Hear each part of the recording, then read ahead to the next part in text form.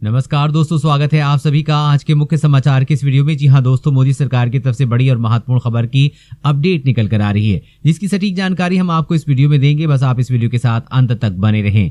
इसी के साथ दोस्तों, आज की बड़ी खबरों में आपको बताएंगे कि फेसबुक और व्हाट्सएप पर बैन लगाने की मांग, कैट ने सरकार को लिखा पत्र, जल्द हो सकता है बड़ा ऐलान।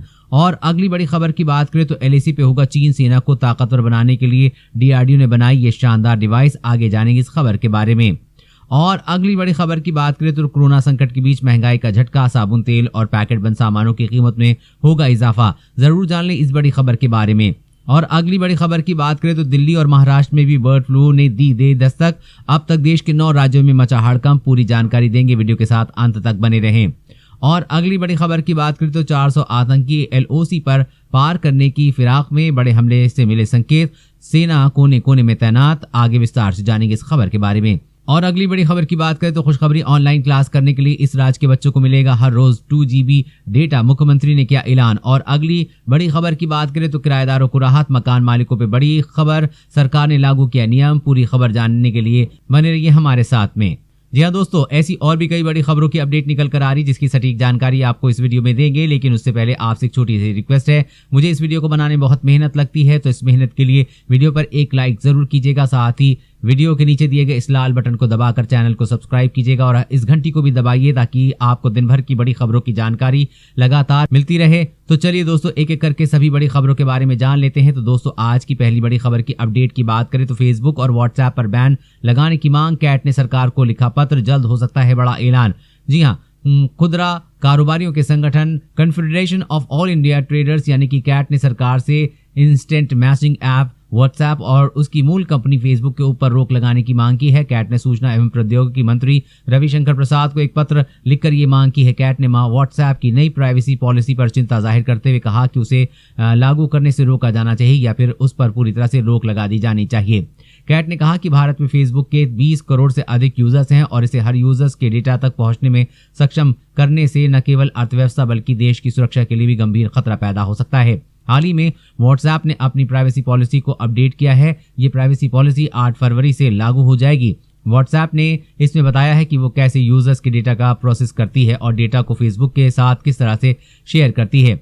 अपडेट में ये भी कहा गया है कि व्हाट्सएप की सर्विस का उपयोग जारी रखने के लिए यूजर्स को 8 फरवरी 2021 तक नई शर्तों और नीतियों से सहमत होना होगा। वैसे दोस्तों, भारत में फेसबुक और व्हाट्सएप को बंद कर देना चाहिए या नहीं, नीचे कमेंट करके अपनी राय जरूर दें। और अगली बड़ी खबर की बात करें तो एलएसी पर हारेगा चीन, सेना को ताकतवर बनाने के लिए डीआरडीओ ने बनाई ये शानदार डिवाइस। जी हाँ, बर्फीले और ऊंचाई वाले इलाकों में बॉर्डर पर कड़ाके की ठंड से जूझ रहे भारतीय सेना के जवानों के लिए डीआरडीओ ने बहुत खास तोहफा दिया है। देश की रक्षा के लिए जम्मू कश्मीर, पूर्वी लद्दाख और सियाचिन की सीमाओं पर तैनात सेना के जाबाज जवानों के लिए डीआरडीओ ने हिमतापक नाम की एक खास डिवाइस बनाई है, जो जवानों को सुरक्षित रखेगी। आपको बता दें कि हिमतापक एक स्पेस हीटिंग डिवाइस है जो ये सुनिश्चित करेगी कि जवानों की मौत ब्लैक ब्लास्ट और कार्बन मोनोऑक्साइड के जहर की वजह से न हो। भारतीय सेना ने इस डिवाइस के मैन्युफैक्चरर्स को 420 करोड़ रुपए का ऑर्डर दिया है। इन्हें सेना व आईटीबीपी के उन सभी नए आवासों में लगाया जाएगा जहां तापमान बहुत कम रहता है। साथ ही डीआरडीओ ने बर्फीले सीमा क्षेत्रों में जवानों को पीने के पानी की सामान्य दूर रखने के लिए 16 स्नो मेल्टर भी बनाया है। ये उपकरण हर घंटे 5 से 7 लीटर पीने का पानी उपलब्ध करा सकता है, जिससे सीमा पर 0 से नीचे तापमान वाले इलाके में तैनात जवानों को पीने के पानी की परेशानी का सामना नहीं करना पड़ेगा। इससे जवान सीमा की सुरक्षा बेहतर तरीके से कर सकेंगे। और अगली बड़ी खबर की बात करें तो कोरोना संकट के बीच महंगाई का झटका, साबुन, तेल और पैकेट बंद सामानों की कीमतों में होगा इजाफा।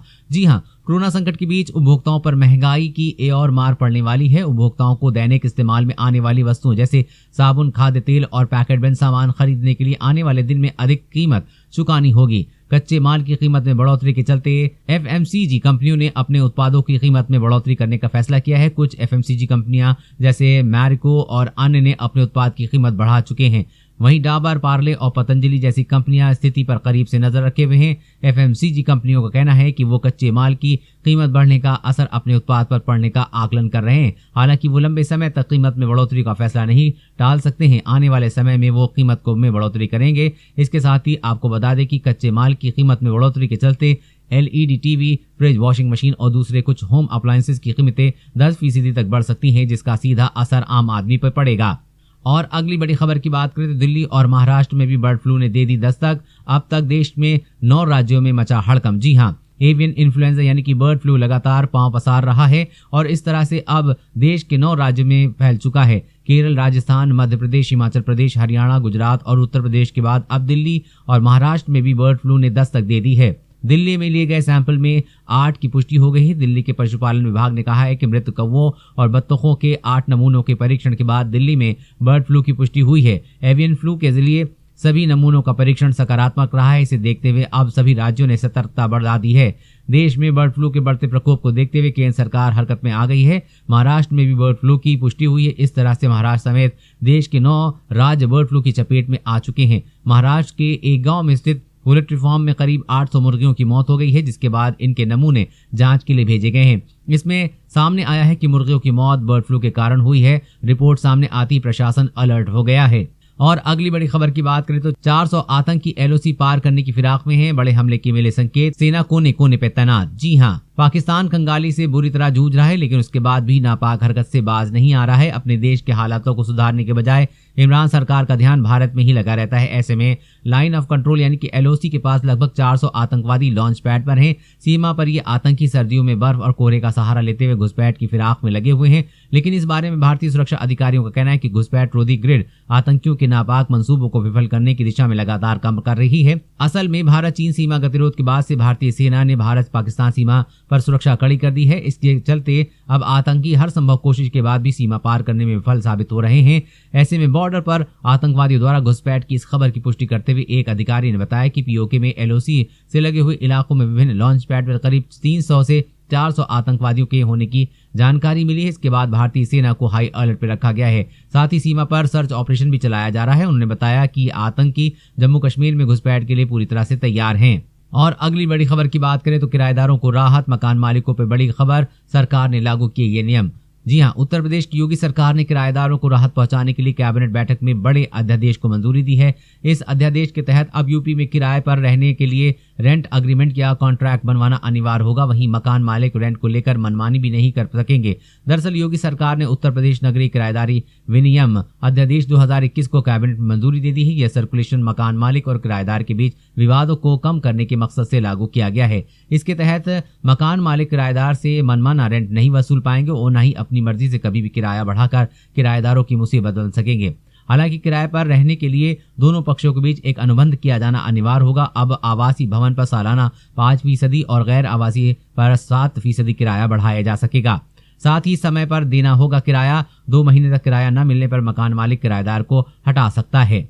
और अगली बड़ी खबर की बात करें तो खुशखबरी, ऑनलाइन क्लास करने के लिए इस राज्य के बच्चों को मिलेगा हर रोज 2 GB डेटा। मुख्यमंत्री ने किया ऐलान। जी हां, तमिलनाडु सरकार ने रविवार को छात्रों को ऑनलाइन क्लास करने के लिए डेटा स्कीम का ऐलान किया है, जिसमें से उन्हें रोज 2 GB डेटा दिया जाएगा। इस स्कीम के तहत करीब 10 लाख छात्रों को लाभ मिलेगा, जिनमें स्कूल और कॉलेज के अलावा स्कॉलरशिप फंडेड प्राइवेट कॉलेज के छात्र भी शामिल हैं। इस स्कीम को ऐलान करते हुए तमिलनाडु के मुख्यमंत्री के पलानीस्वामी ने कहा है कि छात्रों को ऑनलाइन कक्षाओं में भाग लेने में सक्षम करने के लिए राज्य सरकार ने सरकार और अनुदानित कला और विज्ञान महाविद्यालयों, पॉलिटेक्निक्स, इंजीनियरों कॉलेजों और स्कॉलरशिप फंडेड प्राइवेट कॉलेजों के छात्रों को प्रतिदिन 2 GB डेटा मुफ्त देने की घोषणा की है। इसके साथ उन्होंने छात्रों से मुफ्त डेटा का उपयोग ऑनलाइन लर्निंग करने में कहा है। मुफ्त डेटा के अलावा तमिलनाडु सरकार और सहायता प्राप्त कॉलेज के छात्रों को मुफ्त लैपटॉप भी दे रही है। और अगली बड़ी खबर की बात करें तो चीन के चंगुल में फंसे नेपाल ने फिर उगला जहर। पीएम ओली ने कहा कि भारत से लेकर रहेंगे काला पानी और लिपुलेख।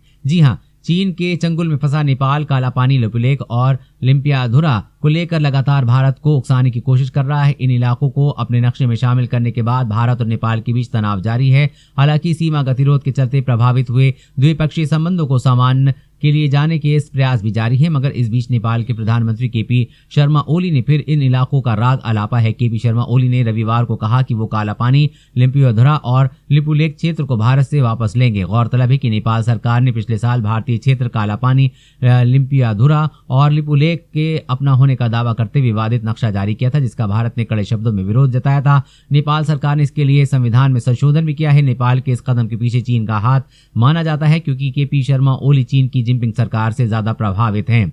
और अगली बड़ी खबर की बात करें तो विदेश में छिपाई गई संपत्ति और धन पर कसेगा शिकंजा, सरकार ने की ये पहल। जी हां, अगर आपने देश के बाहर कोई संपत्ति या धन को छिपा कर रखा है तो हो जाइए सावधान। सरकार अब अवैध तरीके से छिपाई गई ऐसी संपत्ति का पता लगाने की तैयारी में है। पीटीआई की खबर के मुताबिक इसी के लिए सरकार ने इनकम टैक्स डिपार्टमेंट के देशव्यापी जांच प्रकोष्ठ में एक स्पेशल यूनिट का गठन किया है। ये यूनिट भारतीय नागरिकों की तरफ से विदेशों में रखी गई अघोषित संपत्ति और कालाधन रखने में जुड़े मामलों की जांच कर फोकस करेगी। हाल में इनकम टैक्स डिपार्टमेंट में देश के अलग अलग हिस्सों में सभी 14 जांच निदेशालयों में विदेशी परिसंपत्ति जांच इकाई का गठन किया गया है। इन निदेशालयों का मुख्य काम छापे मारना और तलाशी लेना है। साथ ही अलग अलग तरीकों से की जाने वाली टैक्स चोरी को रोकने के लिए तौर तरीके डेवलप करना है। अधिकारी ने कहा है कि अवैध तरीके से जमा विदेशी संपत्ति पर लगाम लगाने के लिए टैक्स अधिकारियों के पास अलग अलग अंतर्राष्ट्रीय और घरेलू स्रोतों से काफी आंकड़े प्राप्त हो रहे हैं। इसलिए सूचना के विश्लेषण को लेकर एक अलग इकाई की जरूरत थी। अब सरकार विदेश में धन छिपाकर रखने वालों पर कड़ी कार्रवाई करेगी।